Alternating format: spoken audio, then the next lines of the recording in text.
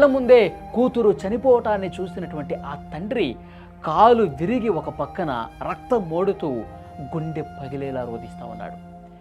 Doctor కావాల్సిన కూతురు విగత జీవిగా రోడ్డు మీద తీవ్ర గాయాలతో పడిపోయి ఆన్ ది స్పాట్ కూతురు చనిపోయినటువంటి ఆ ఘటనను చూసినటువంటి ఆ తండ్రి గుండె ఎంత రోధించి ఉంటుందండి.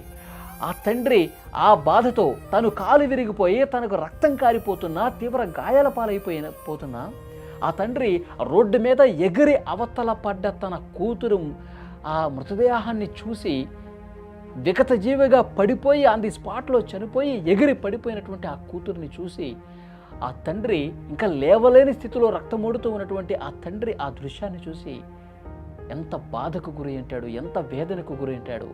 అమ్మా ఐశ్వర్య లేమ్మా, అమ్మ ఐశ్వర్య, తను లేవలేని స్థితిలో ఉన్నటువంటి ఆ తండ్రి కూతుర్ని ఆ విధంగా చూసి ఎంత బాధపడి ఉంటాడు, ఎంత రోధించుంటాడు, ఎంత అసలు మాటలో చెప్పలేము అంత బాధ. నిజంగా ఇది ఆ కుటుంబానికి ఆ దేవుడు అన్యాయం చేశాడని చెప్పాలి. మెదక్ జిల్లా చిల్ప్చేడ్ మండలం నుంచి పొట్ట చేత పట్టుకుని ఆ కుటుంబం సిటీకి వచ్చిందండి.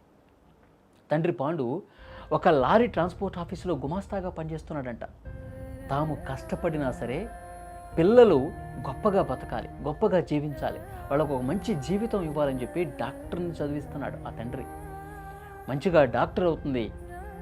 తర్వాత చదువుకున్న తర్వాత డాక్టర్ వృత్తి చేపట్టిన తర్వాత పేదలకు సేవ చేస్తుంది. ఎక్కడో ఒక మంచి హాస్పిటల్లో ఆమెకు మంచి డాక్టర్గా ఆమె సేవలు అందిస్తుందని చెప్పి ఆమె కలలు కన్నది. అలాగే ఈ కుటుంబం కూడా అదేవిధంగా కలలు కన్నారు.